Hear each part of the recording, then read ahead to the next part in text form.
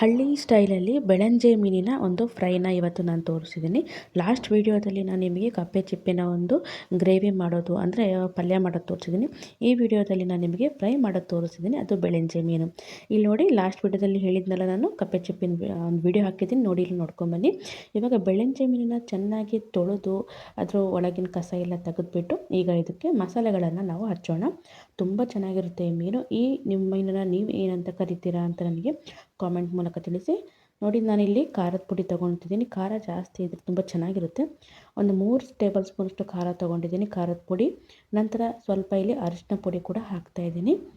ಮತ್ತು ನಾನಲ್ಲಿ ಜಸ್ಟ್ ಬೆಳ್ಳುಳ್ಳಿ ಪೇಸ್ಟ್ನ ತೊಗೊಂಡಿದ್ದೀನಿ. ಶುಂಠಿ ಬೆಳ್ಳುಳ್ಳಿ ಅಲ್ಲ, ಬೆಳ್ಳುಳ್ಳಿ ಪೇಸ್ಟ್ ಅಷ್ಟೇ. ತುಂಬ ಚೆನ್ನಾಗಿರುತ್ತೆ ಇದು ಹಾಕೋದ್ರಿಂದ, ತುಂಬ ಚೆನ್ನಾಗಿ ಘಮ ಬರುತ್ತೆ. ನಂತರದಲ್ಲಿ ಸ್ವಲ್ಪ ಉಪ್ಪನ್ನು ಕೂಡ ಹಾಕ್ತಾಯಿದ್ದೀನಿ. ರುಚಿಗೆ ತಕ್ಕಷ್ಟು ಉಪ್ಪನ್ನ ಹಾಕಿ ಈಗ ಸ್ವಲ್ಪ ಹೊತ್ತು ಮುಂಚೆ ನಾನು ಇಲ್ಲಿ ಹುಣಸೆ ಹಣ್ಣನ್ನು ಸ್ವಲ್ಪ ನೀರಲ್ಲಿ ನೆನೆಸ್ಬಿಟ್ಟು ಕಿವುಚ್ಬಿಟ್ಟು ಇಟ್ಕೊಂಡಿದ್ದೆ. ಅದನ್ನು ಈ ಒಂದು ಪೌಡ್ರ್ಗಳಿಗೆ ಹಾಕಿ ಮಿಕ್ಸ್ ಮಾಡೋಣ. ಇಷ್ಟೇ, ಮತ್ತೇನು ಇದಕ್ಕೆ ಮಿಕ್ಸ್ ಮಾಡಬೇಕು ಅಂತಿಲ್ಲ. ಕೆಲವೊಬ್ಬರು ಗರಂ ಮಸಾಲೆ ಎಲ್ಲ ಹಾಕ್ತಾರೆ, ನಾನು ಅದೇನು ಹಾಕೋದಿಲ್ಲ. ಸಿಂಪಲ್ಲಾಗಿ ಹಳ್ಳಿ ಸ್ಟೈಲಲ್ಲಿ ನಾವು ಹೇಗೆ ಮಾಡ್ತೀವೋ ಅದೇ ರೀತಿಯಾಗಿ ನಿಮಗೆ ತೋರಿಸ್ತಾ ಇದ್ದೀನಿ. ಇಲ್ಲಿ ಕಾರ್ನ್ಫ್ಲವರ್ ಕೂಡ ಹಾಕಿಲ್ಲ. ಕೆಲವೊಬ್ಬರು ಇಲ್ಲಿ ಕೋಟಿಂಗ್ ಚೆನ್ನಾಗಿ ಬರಲಿ ಮೀನಿಗೆ, ಅದ್ರ ಮೇಲಿನ ಒಂದು ಸಿಪ್ಪೆ ಚೆನ್ನಾಗಿ ಅಂಟ್ಕೊಡ್ಲಿ ಅಂತೇಳಿ ಹಾಕ್ತಾರೆ. ನಾನು ಹಾಕಿಲ್ಲ ಅದನ್ನು. ನೋಡಿ, ಹುಣಸೆಹಣ್ಣು ರಸ ಹಾಕಿದ ಕೂಡಲೇ ಕಮ್ಮಿ ಬಿತ್ತು ಅಂದರೆ ಮತ್ತೆ ಇಲ್ಲಿ ಸ್ವಲ್ಪ ನೀರನ್ನು ಸೇರಿಸ್ಕೊಂಡು ಹಾಕ್ಕೊಳ್ಳಿ. ಮತ್ತೆ ಹುಣಸೆಹಣ್ಣು ರಸ ಹಾಕೋ ಅವಶ್ಯಕತೆ ಇಲ್ಲ, ತುಂಬ ಹುಳಿ ಬಂದುಬಿಡುತ್ತೆ ಅದರಿಂದ. ನೋಡಿ, ಚೆನ್ನಾಗಿ ಈ ಒಂದು ಮಿಶ್ರಣನ ಕಲಿಸ್ಕೊಂಡ್ಬಿಟ್ಟು ಈಗ ಮೀನುಗಳಿಗೆ ಸವರಬೇಕು. ಇದು ಸಣ್ಣ ಸಣ್ಣ ಮೀನು ಆಗೋದ್ರಿಂದ ಒಂದೊಂದೇ ಮೀನನ್ನ ಸವರೋಕ್ಕಾಗೋದಿಲ್ಲ. ಅದರಿಂದ ಈ ರೀತಿಯಾಗಿ ನಾನು ಕಲಿಸ್ಕೊಳ್ತಾ ಇದ್ದೀನಿ. ಕಲಿಸ್ಕೊಳ್ತಾರಲ್ಲ ಆ ರೀತಿ. ತುಂಬ ಜನ ನೋಡೋರಿಗೆ ಒಂಥರ ಅನಿಸ್ಬೋದು, ಆದರೆ ಇದು ನಮಗೆ ರೂಢಿಯಾಗಿದೆ ಮಾಡಲ್ವ. ನೋಡಿ, ಈಗ ಚೆನ್ನಾಗಿ ಕಲಿಸ್ಬಿಟ್ಟು ಇದನ್ನು ಒಂದು 3/4 ಗಂಟೆ ನಾನು ಹೊರಗಡೆ ಇಡ್ತೀನಿ. ಅಂದರೆ ಚೆನ್ನಾಗಿ ಮ್ಯಾರಿನೇಟ್ ಆಗಲಿ. ಯಾಕೆ 3/4 ಗಂಟೆ ಅಂತ ಹೇಳಿದರೆ, ಇಲ್ಲಿ ನಾನು ಕಪ್ಪೆ ಚಿಪ್ಪನ್ನು ರೆಸಿಪಿ ಮಾಡಬೇಕಲ್ಲ, ಅದನ್ನು ಮಾಡಾದಮೇಲೆ ಈ ಫ್ರೈ ಮಾಡ್ತೀನಿ. ಹೀಗೆ ಇಡೋದ್ರಿಂದ ತುಂಬ ಚೆನ್ನಾಗಿ ಫ್ಲೇವರ್ ಹಿಡ್ಕೊಂಡಿರುತ್ತೆ ಮೀನುಗಳು. ಈ ರೀತಿ ಮಾಡೋದ್ರಿಂದ ಚೆನ್ನಾಗಿ, ಟೈಮ್ ಇಲ್ಲ ಅಂದರೆ ಒಂದು 10 ನಿಮಿಷ ಆದರೂ ಬಿಡಿ, ಚೆನ್ನಾಗಿರುತ್ತೆ. ಇಲ್ಲಿ ನೋಡಿ, ಒಂದು 3/4 ಗಂಟೆ ಆಗಿದೆ. ನನಗೆ ಈಗ ಫ್ರೈ ಮಾಡ್ತೀನಿ, ತೋರಿಸ್ತೀನಿ. ಒಂದು ಮೀನನ್ನು ಪ್ಯಾನ್ ಇಟ್ಕೊಂಡಿದ್ದೀನಿ. ಜಸ್ಟ್ ಮೀನು ಜಾಸ್ತಿ ಯೂಸ್ ಮಾಡ್ತೀನಿ ನಾನು ಇದಕ್ಕೆ ಸ್ವಲ್ಪ ಎಣ್ಣೆನ ಹಾಕ್ತಾಯಿದ್ದೀನಿ.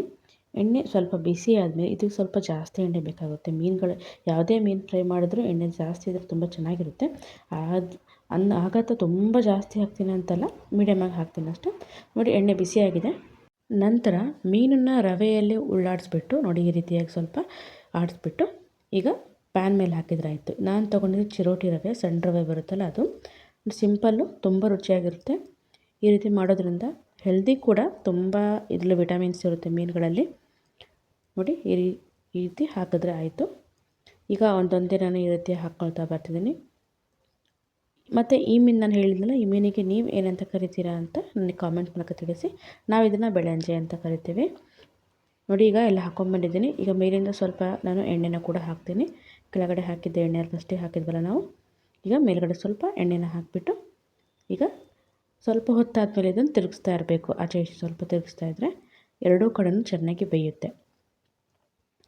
ನೋಡಿ, ಈ ರೀತಿ ಎಣ್ಣೆನ ಹಾಕಿಬಿಟ್ಟು ಮೀಡಿಯಮ್ ಫ್ಲೇಮಲ್ಲೇ ನಾನು ಇದನ್ನು ಬೇಯಿಸ್ಕೋಬೇಕು. ಮತ್ತು ಈ ಮೀನು ಬೇಗನೆ ಫ್ರೈ ಆಗುತ್ತೆ, ಯಾಕಂದರೆ ತುಂಬ ತೆಳ್ಳಗಿರುತ್ತಲ್ವ ಮೀನಿದು. ಮತ್ತು ತುಂಬ ರುಚಿ ಕೂಡ. ಇದ್ರ ಮುಳ್ಳು ತೆಗಿಬೇಕು ಅಂತಲೂ ಇಲ್ಲ, ಹಾಗೆ ಮುಳ್ಳನ್ನು ಕೂಡ ನಾವು ಜಗದು ತಿನ್ಬೋದು, ಅಷ್ಟು ರುಚಿಯಾಗಿರುತ್ತೆ. ತುಂಬಾ ರುಚಿ. ನೋಡಿ, ಈ ರೀತಿಯಾಗಿ ನಾನು ಸ್ವಲ್ಪ ಕ್ರಿಸ್ಪಿಯಾಗಿ ಮಾಡ್ತೀನಿ, ತುಂಬ ಚೆನ್ನಾಗಿರುತ್ತೆ ಕ್ರಿಸ್ಪಿಯಾಗಿ. ಅಂದರೆ ಇಲ್ಲಿ ಸ್ವಲ್ಪ ಮೇಲ್ಗಡೆ ಒಂದು ಮಸಾಲೆ ಬಿಟ್ಕೊಳ್ತಾ ಇರ್ಬೋದು, ಬಟ್ ನಾನಿಲ್ಲಿ ಕಾರ್ನ್ಫ್ಲವರ್ನ ಆ್ಯಡ್ ಮಾಡಿಲ್ಲ, ಅದರಿಂದ ಈಗ ಆಗುತ್ತೆ. ನಾನು ಬೇರೆ ಒಂದು ಮೀನುಗಳ ಫ್ರೈಗಳು ಕೂಡ ಹಾಕಿದ್ದೀನಿ, ಆ ವಿಡಿಯೋನೂ ಕೂಡ ಬನ್ನಿ ನೀವು. ನೋಡಿ, ಒಂದು ಸ್ವಲ್ಪ ಹೊತ್ತು ಆಗಿದೆ. ಈಗ ಈ ರೀತಿಯಾಗಿ ನಾನು ತಿರುಗಿಸ್ತಾ ಇದ್ದೀನಿ ಸ್ವಲ್ಪನೇ. ಇಲ್ಲಿ 2 ಬ್ಯಾಚ್ಗಳನ್ನು ಹಾಕಿದ್ದೀನಿ. ಒಂದು ಬ್ಯಾಚಲ್ಲಿ ಇಷ್ಟ ಆಯಿತು, ಮತ್ತೊಂದು ಬ್ಯಾಚಲ್ಲೂ ಕೂಡ ಅಷ್ಟೇ ಆಗಿದೆ. 2 ಬ್ಯಾಚ್ಗಳನ್ನು ನಾನು ಹಾಕ್ಕೊಂಡು ಬಂದು ನಿಮಗೆ ನಂತರ ಲಾಸ್ಟಲ್ಲಿ ಹೇಗಾಗುತ್ತೆ ಅಂತ ತೋರಿಸ್ತೀನಿ. ನೋಡಿ, 1 ಬ್ಯಾಚಿಂದ ಇದು ಈಗ ಪೂರ್ತಿಯಾಗಿ ರೆಡಿಯಾಗಿದೆ.